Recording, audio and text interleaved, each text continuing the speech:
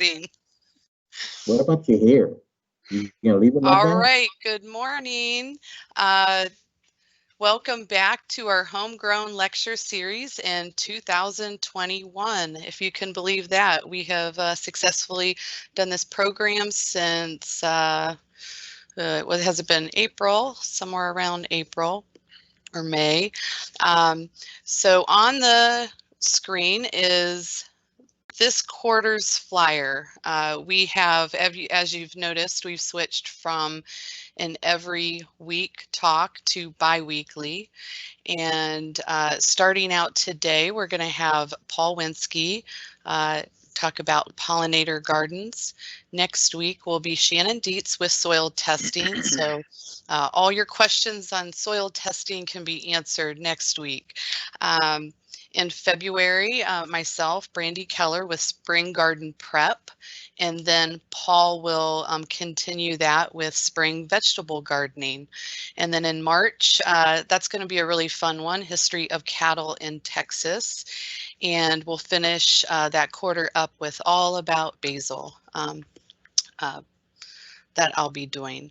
So as a reminder, you can sign up for all of these all at once when you go to register. And that way you don't have to do it independent or separately. As a reminder also, this is a live event. This is a little bit different from the last couple that we have done. And so to the right, there is an option for a chat. You can ask a question, we'll answer, and then we'll go ahead and publish it. So without any more delay, I'd like to introduce Paul Winsky, the horticulture agent for Harris County, Texas A&M AgriLife Extension. Welcome, Paul. Okay, well, thank you, Brandy, and hello there, Harris County. Let me go ahead and get this started. So today, we are going to talk about pollinator gardens. There's always a lot of interest in this topic. We get a lot of calls, we got a lot of emails, and so just to start it off, in this will give you an overview. We're not going to get into a lot of super details, but there will be some references towards the end that are have a great deal of information. So this is just to get the wheels turning. We've got some cool weather now. Maybe you're not gardening as much, and maybe you've thought about doing one of these. And hopefully this will get you started in the right direction. So pollinator gardens. What are pollinators? They are animals. In some cases, sometimes the wind can act as a pollinator also, but we're going to be talking about animals in this case in the general sense, and they help plants reproduce. They help them to set fruit or set seeds, and what they do is they carry pollen from one flower to another, just like you would probably see already in your garden, the way when you have bees working the flowers.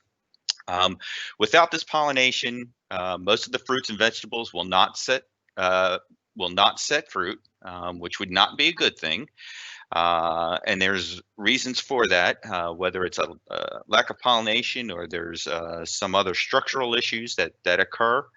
But there are different flowers that attract different pollinators. So we have to take this into account when we're developing this pollinator garden. So shape and size, color, the arrangement of the flowers, whether it's just a single flower or it's multiple florets like in a panicle, and even fragrance comes into play when attracting these pollinators. So quick botany 101. In order to understand what pollinators doing or why we need them, we have to understand just a little bit of what pollination is. So if we look at this cutaway of a flower, the stamen, which we see up top here, consists of two parts. The stamen is the male part of the flower. We have the anther, which is where the pollen grains are housed and would open up and dehisce, and that's attached to onto a filament. And then the pistil is the female part of the flower, and it's made up of the stigma, the style, the ovary, and then the ovule, which will be fertilized.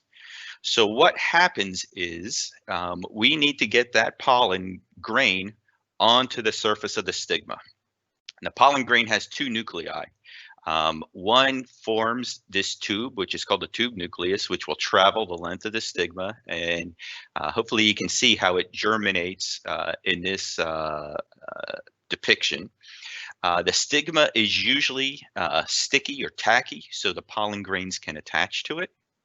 Oh, I am sorry. Let me go back.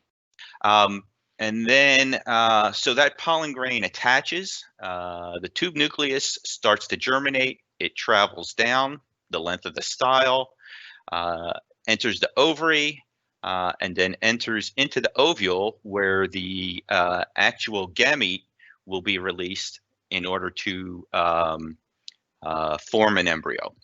So that's what occurs, and that's what we need to happen. Now, plants are unique, and they will do, you know, some plants are what we call protandrous, which means the pollen is mature before the stigma is ready to accept. Or we have the opposite, which we call protogynous, which means the stigma is ready to accept before the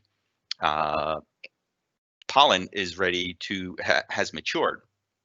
And this is the reason why we want to have multiple sources of pollen. We want to have multiple plants because everything's going to be at different stages. So this allows those pollinators to get in, work the flowers, and go ahead and bring the pollen grains to the stigma when it's ready. So in general, what we want to do is get those pollen grains onto the stigma so they can germinate, and we can end up with a fertilized egg. All right, so our types of pollinators, in general, we've got bats, we've got birds, we have animals, and we have insects. And animals are usually smaller rodents and things like that. But these are the four major categories of pollinators. And one of the interesting things I came across is how we can draw these various species in to the garden. So you can see this is just for bats, bees, beetles, birds, butterflies, and moths. So we ran out of bee words there. But you can see how the color affects these, how we can draw them in. It's interesting just looking at butterflies and moths. You know, so butterflies prefer the bright colored flowers, including red and purple. Moths may be more pale and dull, red, pink, purple, or white. But the flower types are somewhat similar. Butterflies like to have a spur, which would be a type of petal where it could land sometimes on it. Moths don't necessarily need that with its tubular, without a lip. So it's just interesting to see the different types of the flowers and the forms, and how color comes into this. Fragrance also comes in. The amount of pollen and nectar will also affect it. You know, so if you want to bring bats in, you want to make sure that you've got flowers or plants in there that flower is going to stay open in the evening, and it's closed during the day in order for that pollen source to be there for them if they are in your area. Insect pollinators are probably the ones that we are most familiar with. About 80% of all plant species are pollinated by insects. And how do we get those pollinators into the garden? It is by enticing them with food. We just got through the holidays. If you want to bring family and friends into the house, feed them. It's the same with the insects. We want to have plants in there that provide nectar and provide pollen. Nectar is a carbohydrate source. Pollen is a protein source. So the insects, just like we need carbohydrates and proteins, same thing for the insects. So this is critical in designing and developing your garden to make sure you've got plants that will offer this throughout the entire growing season. So with our plan, the more plants that we have and the variation that we have, we want to be able to attract and sustain those pollinators.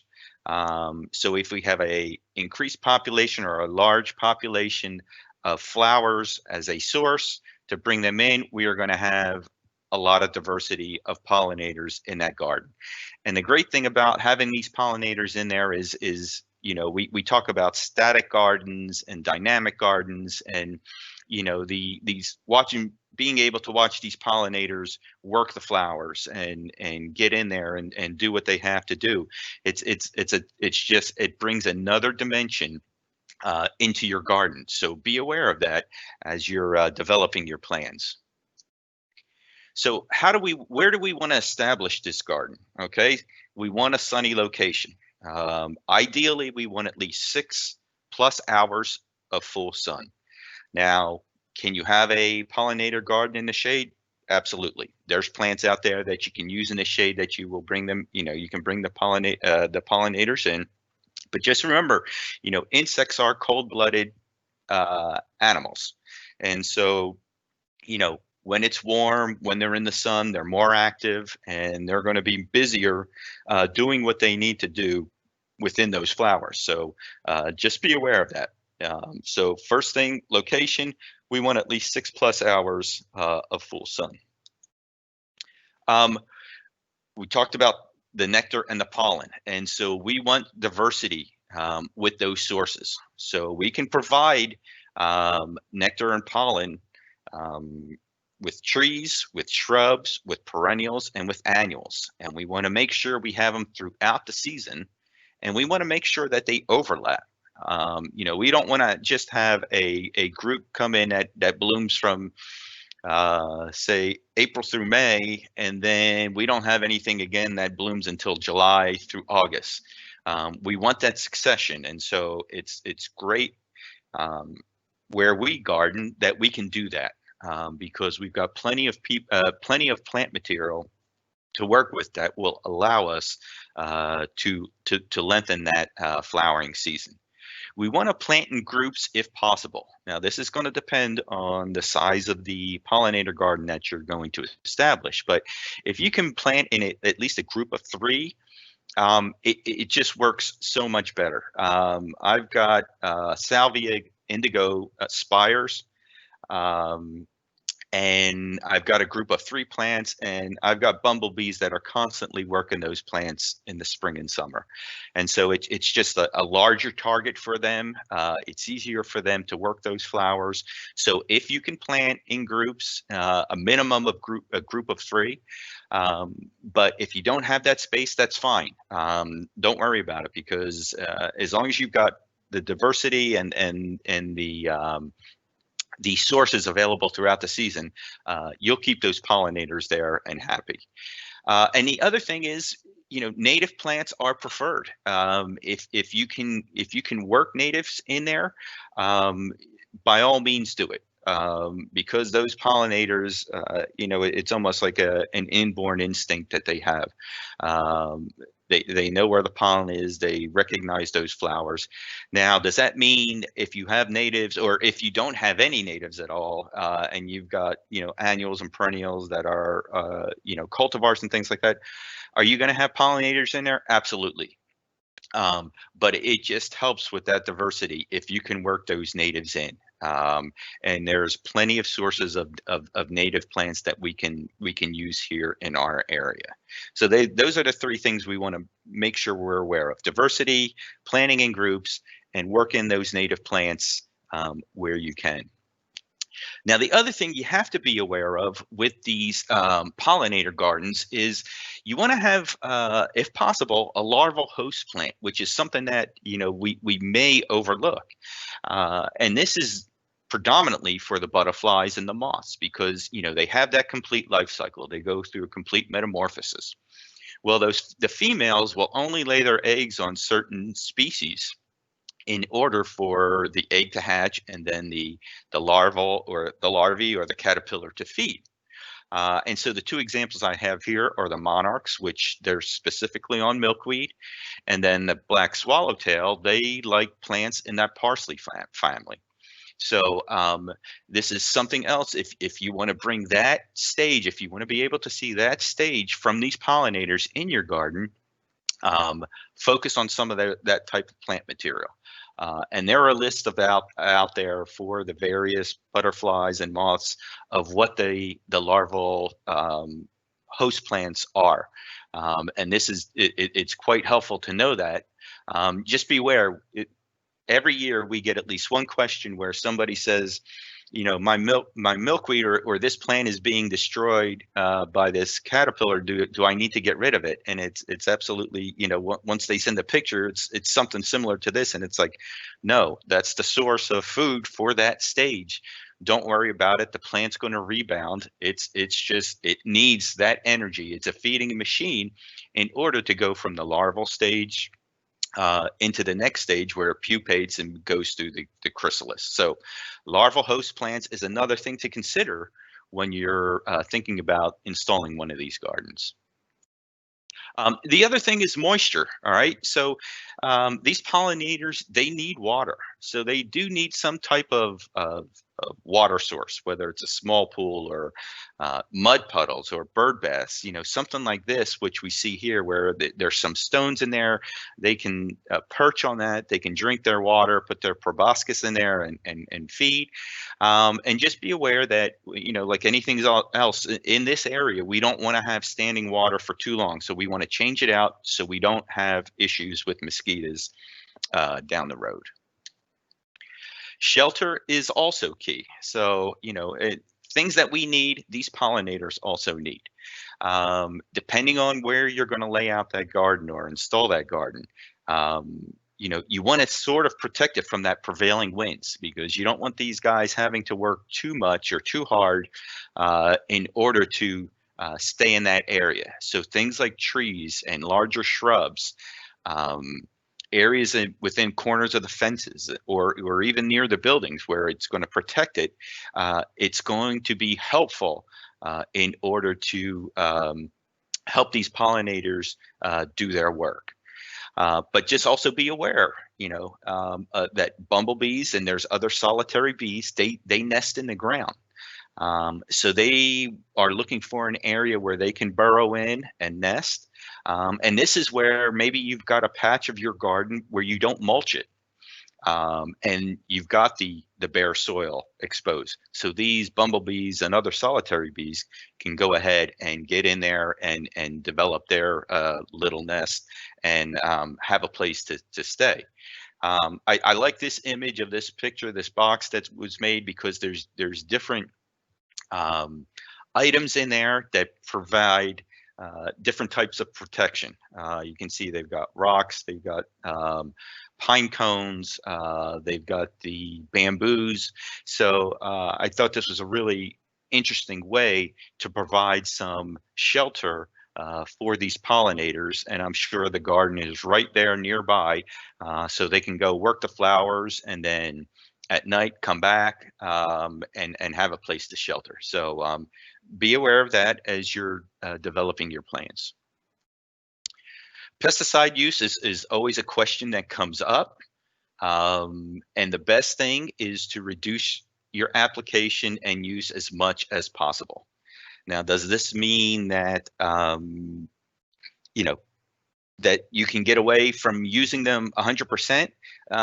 There's a very good chance, maybe not early on, but as that garden establishes and matures.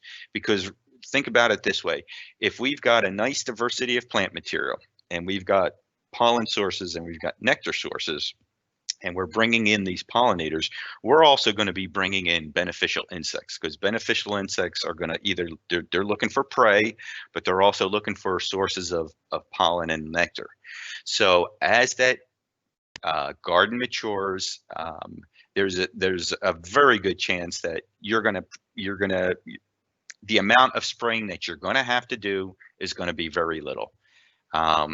And even if it's a soap or an organic type spray, it is still considered, you know, it's still considered a pesticide, and it works on contact. So that means that if there's a beneficial or a pollinator in the area and it gets hit with it, you know, it could still negatively affect it, even though it's organic. So some people they think it's organic, it's not going to affect even the beneficials or the pollinators, but it will if there's if they've been coated enough. So just be aware that you can dramatically reduce your reliance on the pesticides by having this nice diverse garden in place, because we're bringing in not only the pollinators, but the beneficial insects.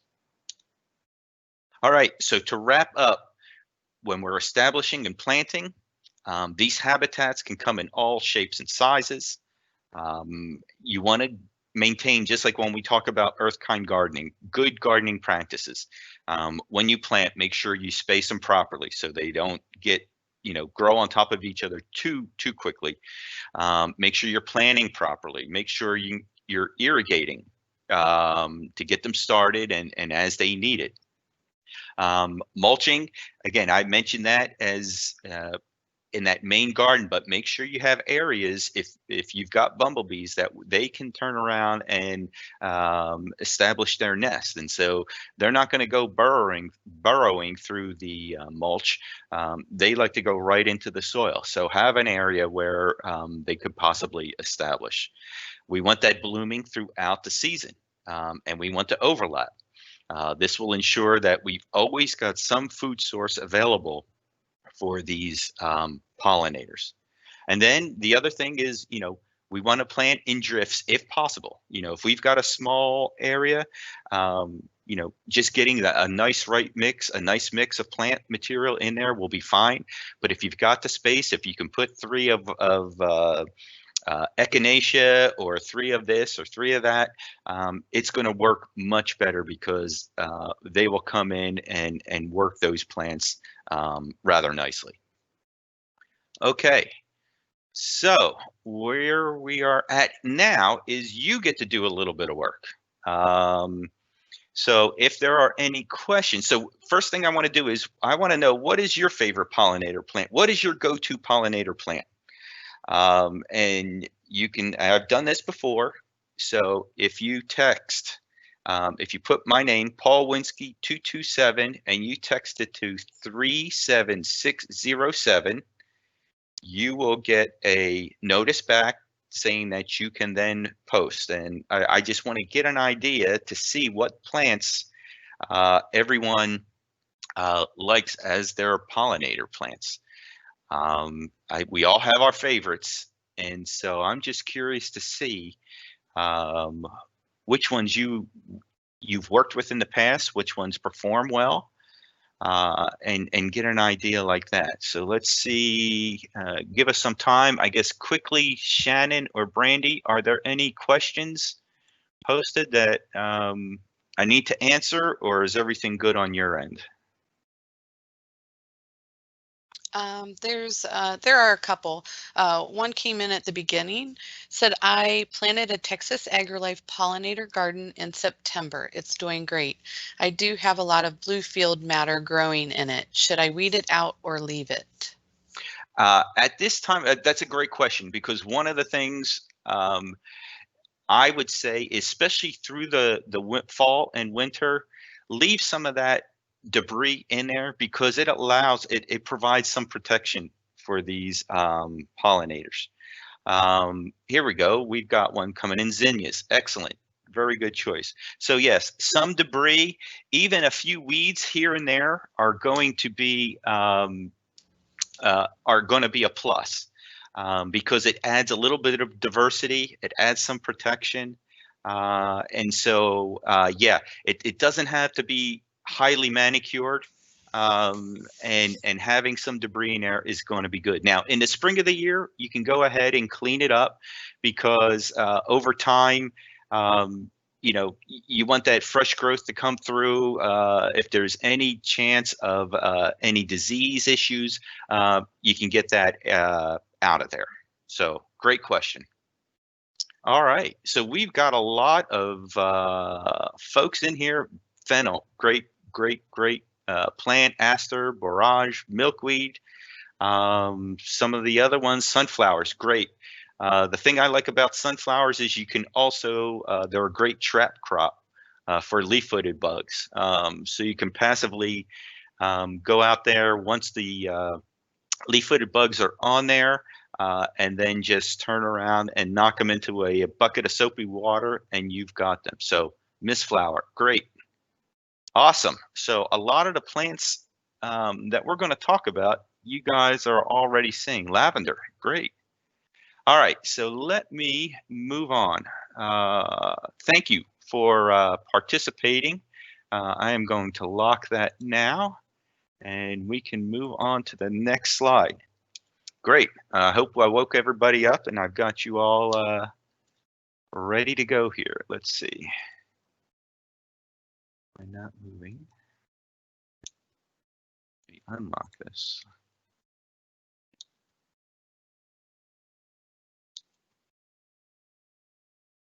Come on now.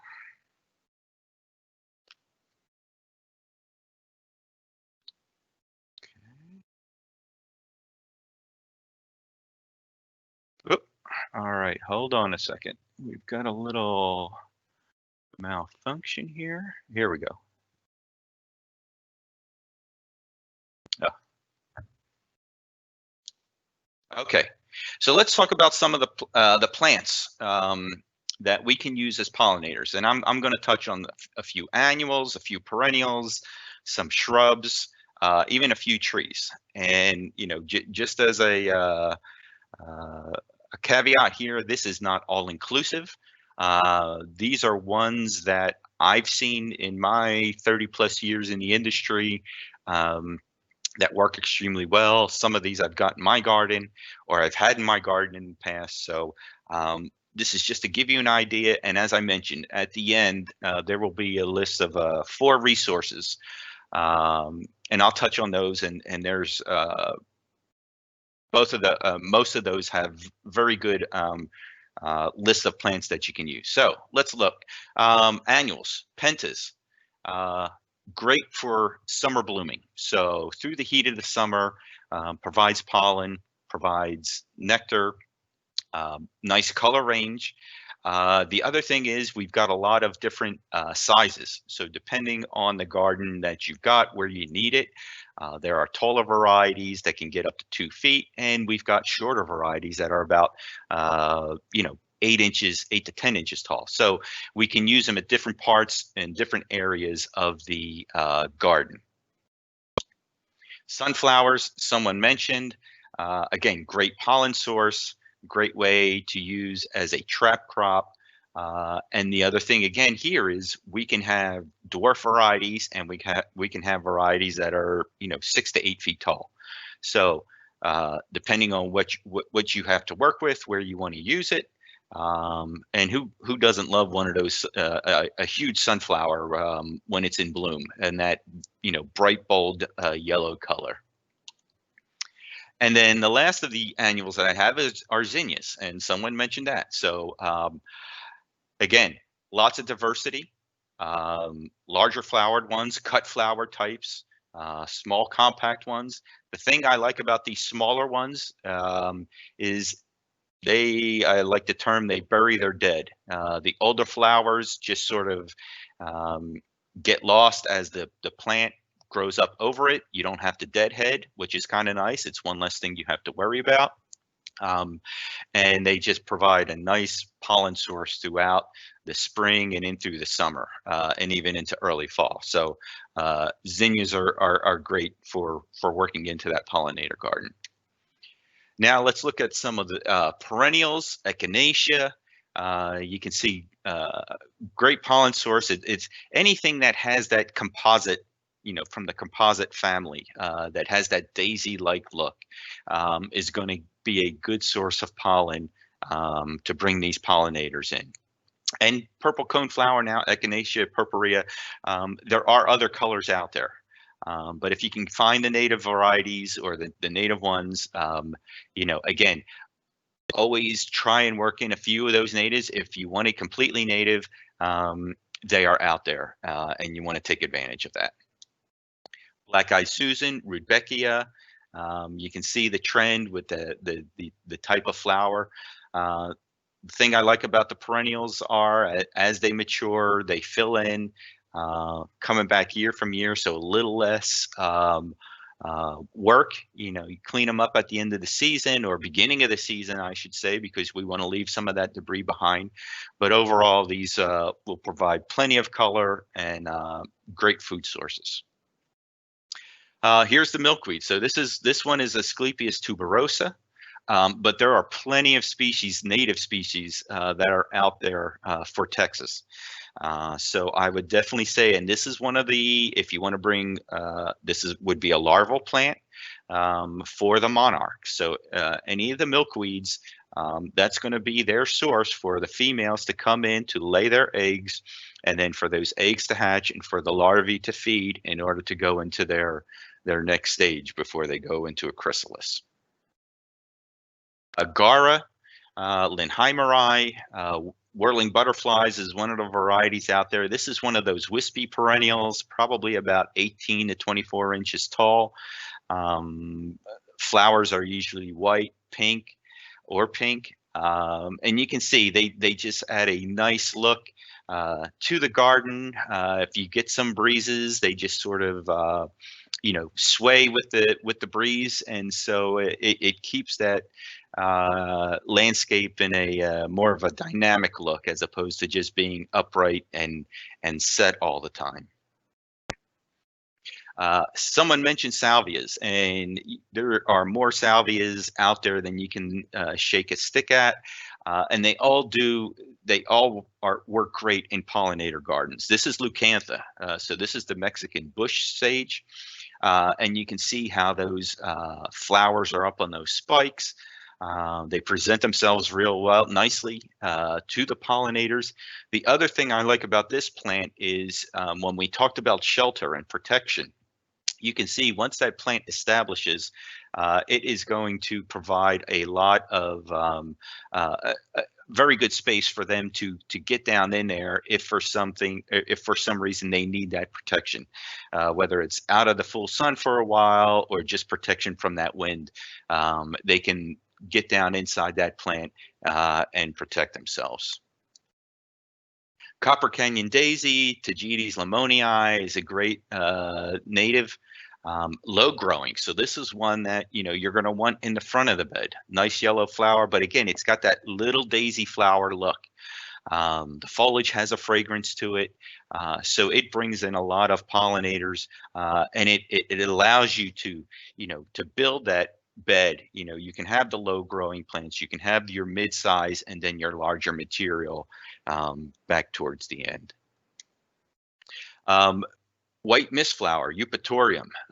Now this is going to be a late summer into fall bloomer. So when we talk about extending that flowering range, this is one that you want to have for late fall or late spring into fall.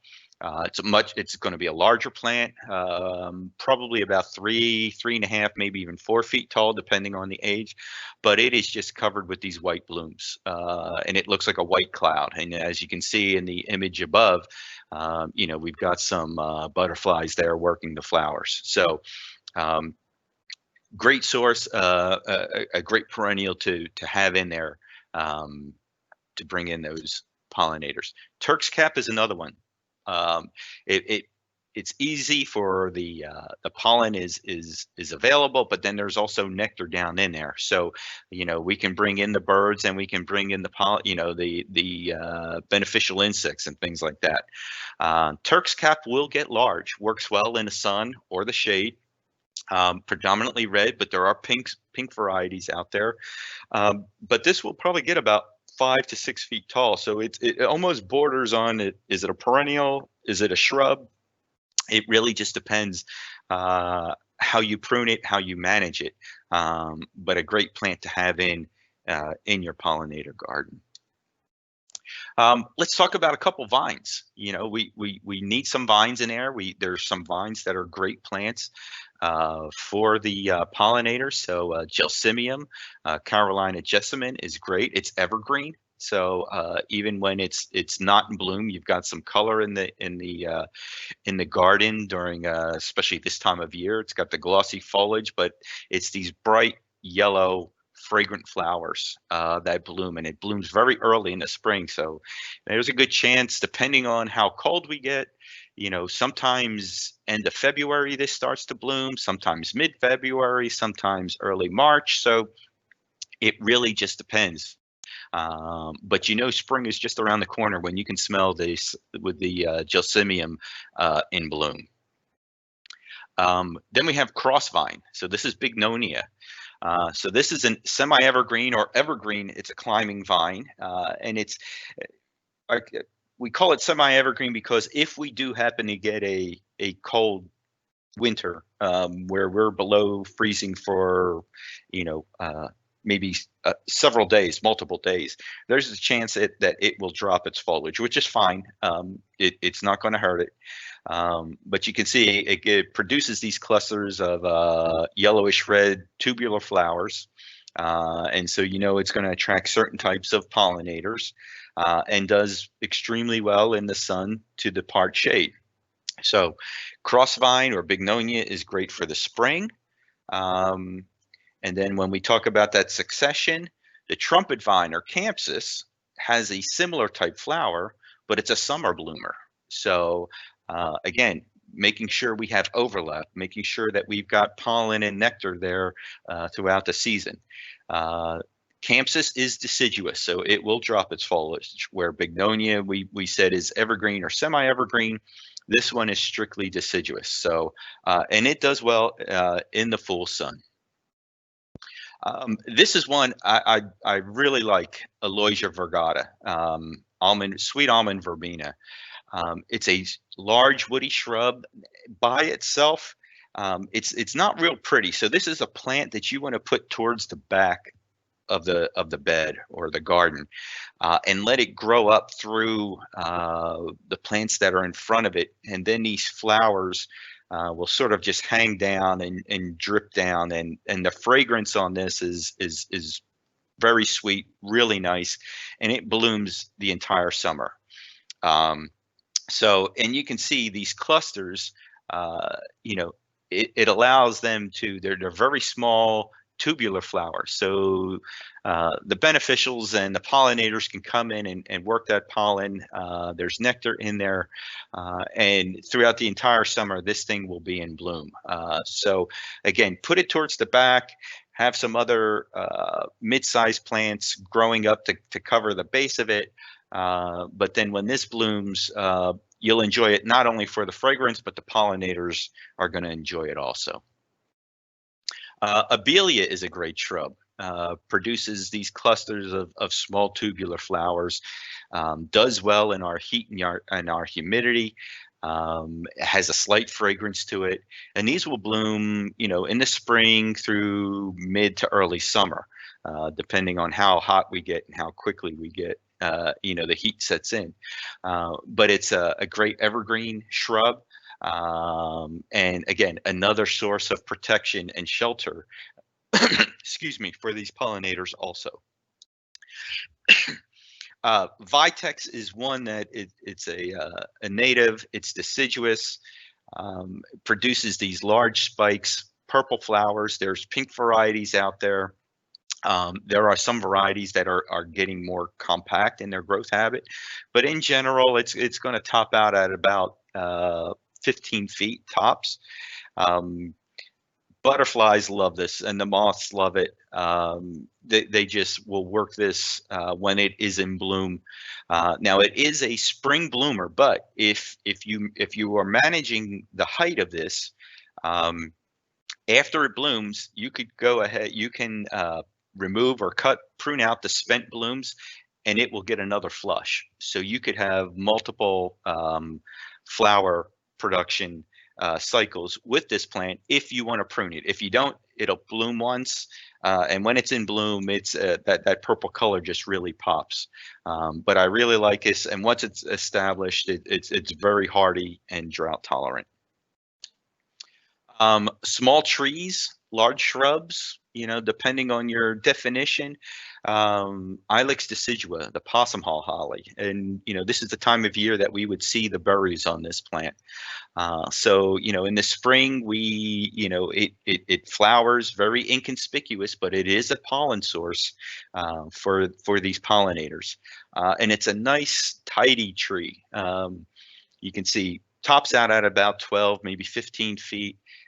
Maybe wide will probably, the width of it will probably get about maybe 15 to 20. It's going to get probably a little bit wider than it will taller.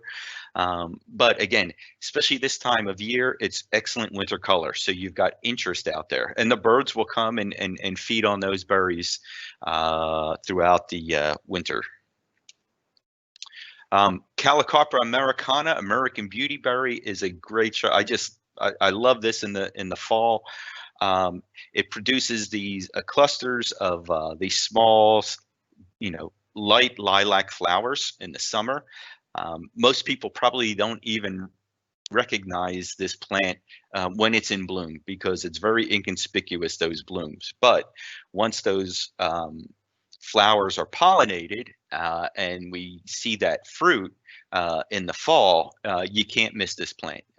Those clusters of those purple berries along the stem just really sets it off and jumps out at you. And then again, you've got a food source for the birds once you have those berries. One of the other small trees that I really enjoy here is Cercis canadensis, the redbud. This is a deciduous tree, blooms early in the spring, so your gelsemium would probably bloom first, and then your redbud isn't going to be far behind, and it blooms first and then leaves out second. So this is this tree in bloom. It's got these lavender pink blossoms. And then once the blooming ends, it'll put out heart-shaped foliage. So it's a nice, tidy tree that will provide some shelter for these pollinators throughout the heat of the summer. And then, last but not least, the southern magnolia. This is a plant that the beetles like to pollinate and get into as a pollen source. So evergreen, and we see these in the landscape. They've got that nice dark underside of that foliage, which adds a nice contrast. It's a great shelter for these pollinators because of that very thick foliage. And they can get on the underside and protect themselves. So this is one, in the landscape, it's probably going to be more of a specimen tree by itself, but it will provide, pollen, and it will provide shelter for these beneficials. So that is just a few of the plants. Like I said, the list of plants that you can use for your pollinator garden is pretty much endless. Some of the resources that I want to touch on.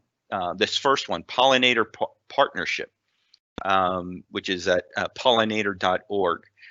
They have some really good information. There's research papers that are there. They even have these booklets that you can put in your zip code, and it will download a booklet for our region. And our region, believe it or not, according to their list, is we are part of the Prairie Parkland subtropical region. It is really interesting how they've broken up the United States in order to give you the information that you need for developing your pollinator garden. So this is one resource that I would highly recommend. Of course, we've got the Lady Bird Johnson Wildflower Center. They've got a section just on pollinator conservation, and they have a great list of plants. You can filter by what you're looking for, whether it's annuals or perennials or shrubs or trees. Great resources. That Native Plant Society, the Houston chapter, they've got some really good PDFs that you can download. And they'll have, if you want to focus just on larval plants for the various moths and butterflies, they've got just a list of plants, and it tells you which larval stage, what type of butterfly or moth that will use that plant. And then the last one is just a nice quick brochure, that Native Pollinator Plants of South Texas. it's got a list of probably about a dozen or so plants, and it's got the regions within the state of Texas, South Texas, where they will perform well. So with that being said, I hope you found this useful. This has been recorded, so you will receive from us a link to this on our YouTube channel. You will also be receiving a survey. We like to hear back from you as to how we are doing with these programs. And I guess I'll open it up. Shannon or Brandy, are there any questions that need to be answered? Oh, Yes, sir. can you hear me? Yes, I can. Okay. Yeah. So just wanted to kind of, there was two questions that came across that just wanted to kind of discuss with you to see what your thoughts on. And, whenever you were talking about the pollinator houses or the bee houses, back in one of the screens, I thought that was a really cool idea. But somebody was asking about the fact that, and it's a very good point that they made, is that, unfortunately, not only do our pollinators like to find habitat in those areas, but unfortunately, wasps like to take up habitat in those areas as well. And obviously, those can be pretty dangerous. And so, I tried, I was, having a discussion with one of the participants, and, especially if you're allergic, or the stings can be very dangerous. Some can sting more than once, different things like that. But anyway, they asked the question, is there a style of material that wasps like less? And I don't really know, is there, and I don't even, in addressing that, you just have to be careful, because they do tend to make like more of a paper nest. And so like in those bee houses, if you don't provide a lot of room, maybe, if you fill it with a lot of structures that you were talking about in there, that doesn't maybe give them a lot of space, but you usually see like wasp nests under the eaves, or different things like that. So that's just something maybe you want to address, or maybe we can talk about it real quick. I don't know your thoughts on that. Yeah, that's a great question. I am not aware of an answer to that. I would probably, that might be when you check out the, the Native Plant Society, the Houston chapter. That might be a good question, or they may have other information on there regarding, how do we want to bring those pollinators in, we want to provide them shelter, but how do we keep some of the other ones that could cause us some harm, that they could be a little bit more aggressive. And so that's a great question, but honestly, I do not have an answer to that right now. Tough one. And you don't want to use like poisons or anything. Right, exactly. So it's kind of a catch, 20, but anyway, and so somebody else also asked a question, and maybe you can help provide some direction on this. More deer resistant pollinator plants. I know there's not a lot of them out there because deer tend to eat pretty much everything, especially in the winter months. And so I don't know if there was some more information you wanted to provide, if you knew of other deer resistant. Not that I'm aware of, but there's a good possibility that if you go to that Lady Bird Johnson site and you look at, because I think you might, if you can't cross-reference both pollinators and deer resistance, you might be able to first look up deer-resistant plants and then take that list and see how many of those plants come up in the pollinator list also. And that might be able to help you narrow down, that the potential list of plants that will you know, Yeah. do both, be Okay. resistant to the deer, but also help the pollinators. Yeah. Being in an urban county, you know, and I know people have, you know, ranches and things like that, but you know, we don't deal with the deer as much here in an urban county as, say, if you've got land someplace else outside of Harris County or whatever, that you've got that issue. Yeah, I agree. All right, I'm going to pipe in real quick because we just have too many questions than we're going to be able to answer. But I want to go back real quick to the bee house. There's definitely other resources, but as Shannon mentioned, it is an advantage to use smaller holes that they, you know, wasp wouldn't be able to enter into.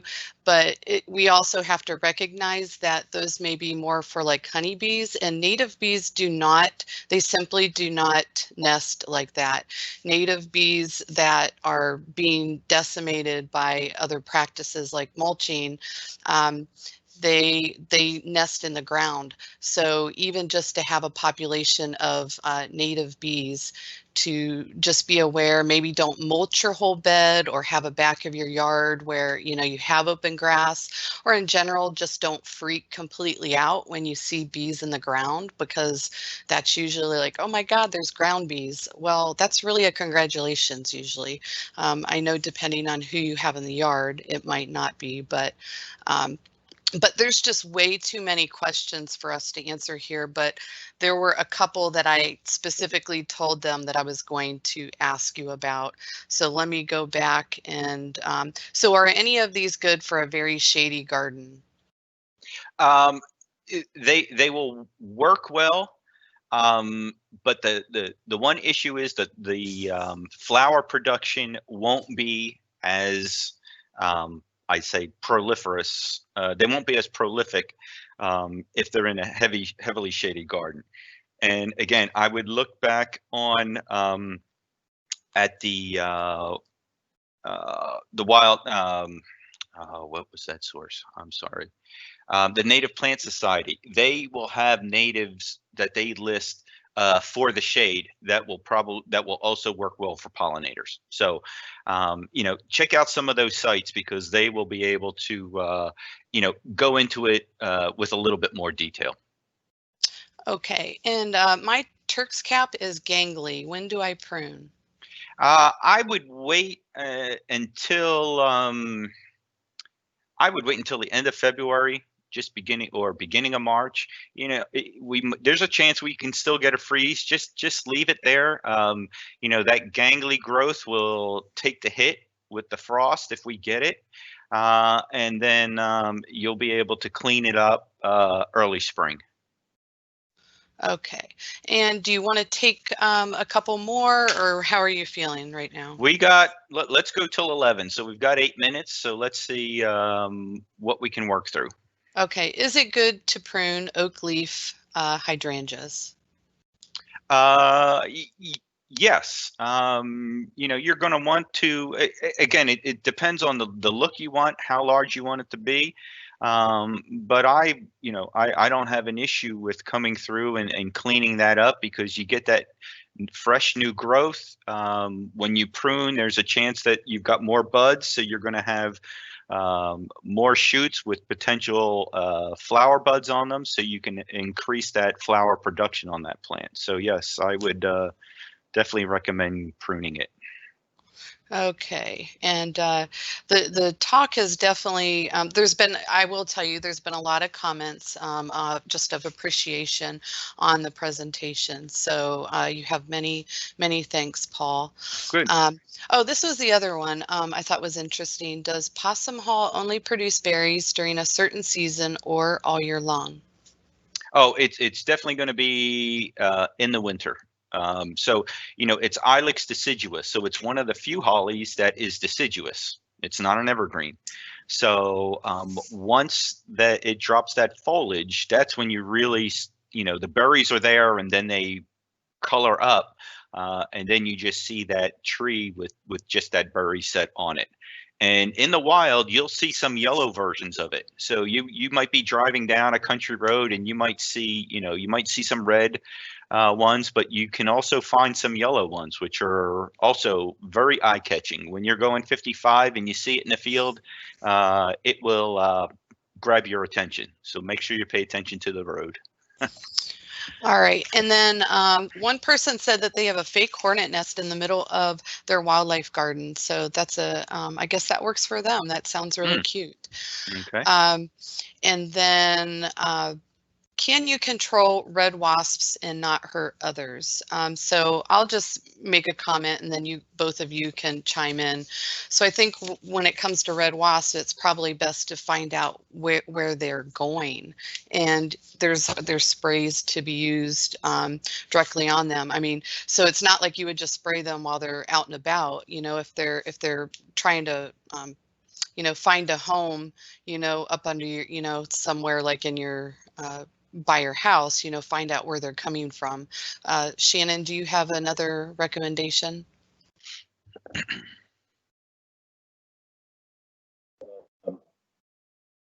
No. I mean, some of these insects, they're just unpredictable. I mean, you just can't, really control where they're going to go. I mean, look at the airspace around us. I mean, it's I would say, just always be careful. If you see a wasp nest, be extremely careful. If you have to take a wasp nest out, there are sprays that have a very long reach on them. That you don't have to get anywhere like in proximity to it. But other than that, just be extremely careful around because you never know what type of wasp it is. It could be a mud dabbler. It could be, something that won't harm you, and it could be something that harms you. So unless you know exactly what it is, just err on the side of caution. And Paul, I mean, yeah, I sort of like what Brandy had said is and we could always check with our entomologist, but finding out where it is that they're going and taking care of them in that situation is probably your best bet.